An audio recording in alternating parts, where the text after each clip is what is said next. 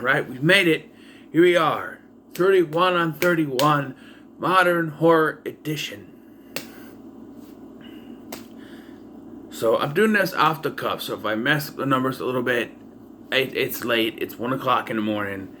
I need to record this because I'll be out and about tomorrow. Plus I might do a couple more reviews that you might have already seen. But I know at least one other review I'm going to do. But yeah, so here we are. 31 modern horror films from the year 2000 to 2020. And these are handpicked by me. I did do some moving around, so the ones that I announced, there are maybe a couple switched around, but we are number 31, bottom of the barrel, the worst of this bunch, but not a bad movie, is Unfriended. I like the concept. I'm not sure if it's used to its full potential, but it's not a bad movie. This is one I like it better than the sequel. The sequel just kind of for me, but definitely a good film. Number 30, Cabin Fever. Now, Cabin Fever is, Eli Roth. I think it's his first film. It's got Ryder Strong. It's a fun little film. You turn your head off. I enjoy this more than Unfriended because, I don't know, better gore effects. Number 29 is The Purge. And the reason The Purge is down this low is it's not really full horror, and I don't think I've actually watched it since I bought it, but I've seen it before, so it's not one I'd go back to a lot, but pretty good. Number 28 is The Boogeyman, and I was up to the top 10 before I realized this was up. I'm like, no, there's no way it deserves to be in the top 10, but it's a fun film. I like the second one better. I think Barry Watson and Emily Deschanel do a good job. It gets a little bogged down when you get to the time travel aspect and confusing and how he defeats the boogeyman, but it's an alright flick. Number 28 is Behind the Mask, The Rise of Leslie Vernon. Now, this was a first time watch, which is why it's low, but I enjoyed this film. I thought it was pretty good. Just some kind of meh with the twist where, oh, look, she was supposed to be the final girl the entire time, but then why did he tell her his plans? Because that's what kind of ruined. To begin with, she knew exactly what he was going to do. So, yeah. Number 27 is Sinister. Sinister's a good movie, but it's down this low because I don't know. It asks too many questions. Like, the kids are being controlled, and it's kind of, there's this green goop, ecto cooler stuff. It's just, it's a little bogged down by this, but not a bad film. Number 26 is The Witch, or The Witch. Good film, bit disturbing, which is why it's down low. Disturbing in a way that I just, feel deserves to be in the lower echelon of this ranking. Number 25 is The Strangers. Actually, I prefer the sequel, but this is a good film. You watch it when you're alone, as I stated in my history of horror video, which you've probably seen by now. Yeah, it's a fun movie to watch alone late at night. Especially if you're staying in a big house. I wanted to watch this when I went to my mom's, but I forgot to bring it. But so number 24 is Paranormal Activity, and if it was 4 or the marked ones, it would be up higher. But this is the first one. To me, not a lot happens in the first one, and I don't see why people were freaking out about it. I don't see how it even got sequels, to be honest. It's a good movie, but it's not really, anything special. Number 23 is A Quiet Place. Hurts me that it's this low, but there's so many more that I like above this, but it's fantastic. All these up, I have minor problems with, if any at all. But these are the higher echelon now. We're in the higher. All the other ones I had little problems with. This one, good film. The ending really gets you fantastic. So number 22 is Get Out. Jordan Peele's freshman effort delivers. It's got everything you need: commentary, horror, that kind of, we don't know what's going on at first. The twist with her is very obvious. Like, of course she's in on it. But good film. Number 21, American Psycho. Great film. The ambiguousness of the ending is kind of what does it for me. It's just like, what is going on? Is he dreaming the whole thing? Was it real? It's left ambiguous, and I know what they were going for, but it's still kind of meh to me. And number 20 is The Toll. Good film. Didn't like the twist with the cab driver being the killer, like a killer, I should say. Not the killer, but a killer. It's like, we didn't need that. Like, I always say, when you have a supernatural threat, you don't need a human threat. I just felt like that was too tacked on for me. Number 20, right?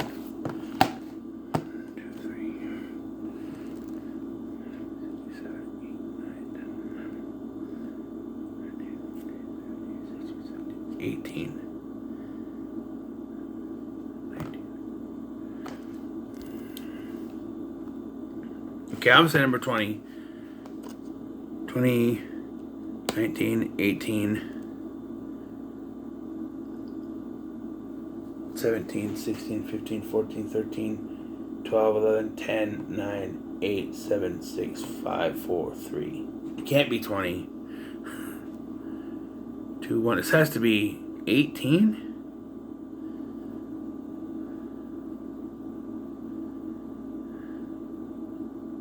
Right? Hold on. 31, 30, 29, 28, 27, 26, 25, 24, 23, 22, 21, 20, 19, 18. Number 18 is Hereditary. Got it. I think it's the 20 twice. Number 18 is Hereditary. Great film. Very shocking and a little jarring, which is why it's down a little, but thought it was pretty good. Number 17, Freaky. This one came out last year, and it's up pretty high. I really enjoyed this Freaky Friday with the murder slasher type thing. I like seeing big burly Vince Vaughn being the feminine type character, and this, this little girl type character being the one that's killing people. It's really fun.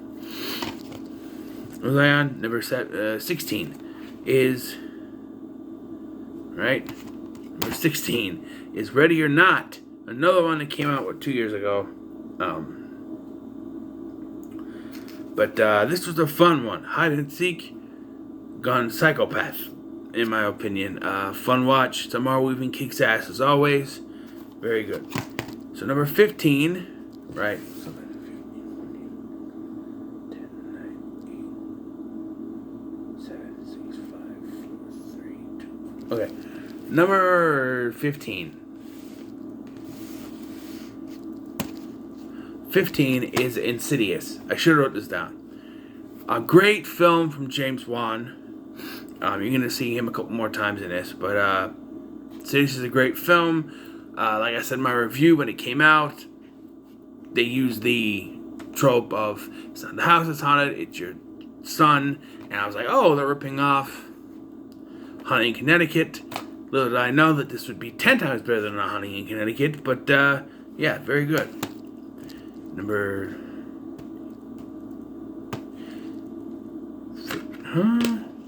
Oh. 8. I remember the Hereditary is 18. 18, 17, 16, 15. 14 is Trick or Treat. A fantastic horror anthology film. Very good. Very unexpected the first time I watch it. Especially with the werewolf scene. Very good. Number 13. 18, 17, 16, 15, 14, 13. 13 is The Cleansing Hour. One of the newest ones on here. I thought this was fantastic. Performances were great. The stuff with the abuse of nun not needed, but good backstory. Very good. Effects, too. And the ending. Oof. Number 12, Happy Death Day. I'm surprised, to be sure. Didn't expect much going in. And Big LT Radio did predict the killer in this, even though he didn't see the movie and like that kind of stuff. But fun movie. 11, Don't Breathe. Blew me away. Fede Alvarez does it again, like he did with The Evil Dead. Even bringing back Jane Levy here for the role, and Stephen Lang deserves all the credit he got for this film. He's fantastic.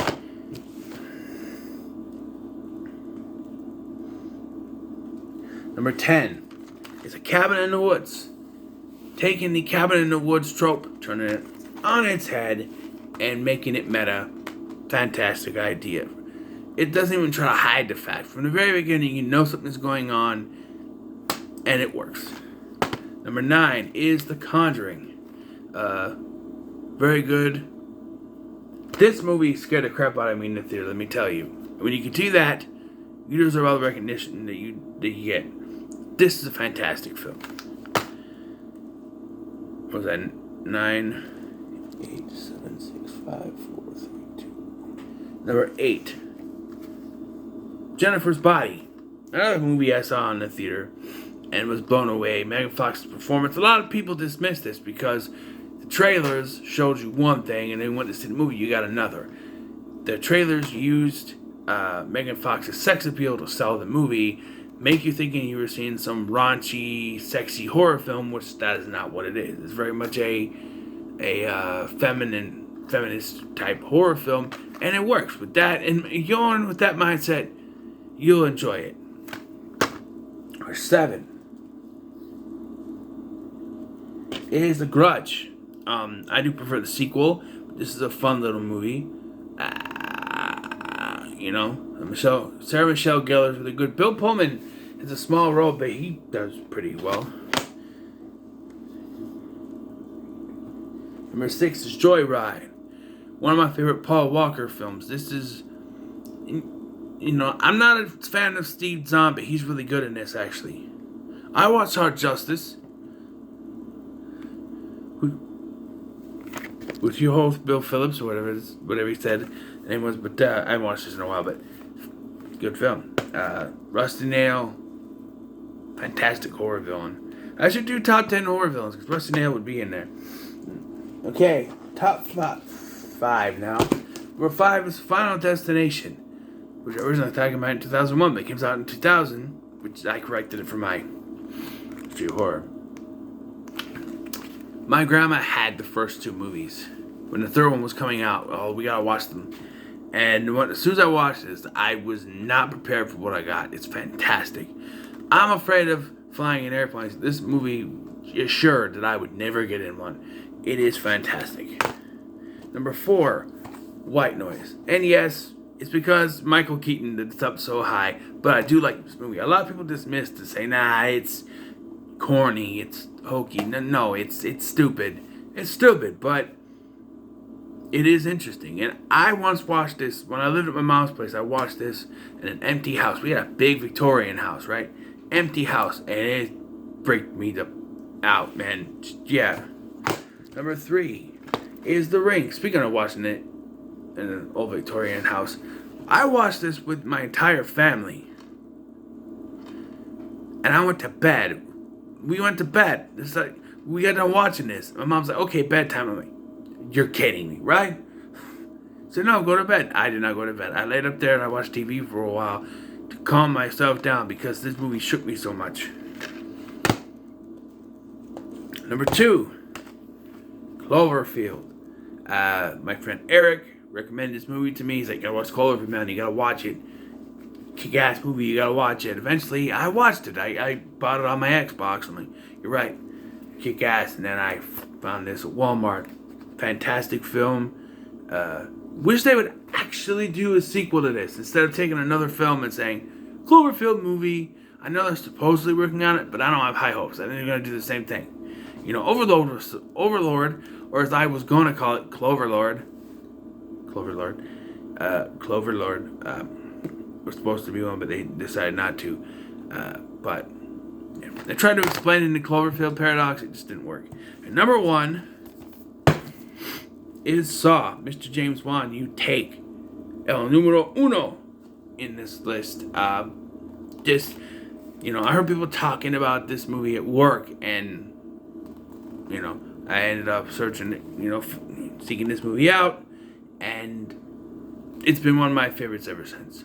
Absolutely fantastic. The twist at the end with him standing up, fantastic. So there you go. That is my 31 on 31 ranking for you. I'm going to get out of here because I'm going to go to bed. So what are your thoughts on my ranking? Let me know in the comments below. Make sure to like, share, and subscribe. Thanks for watching. I've been Scotty. Happy Halloween, guys.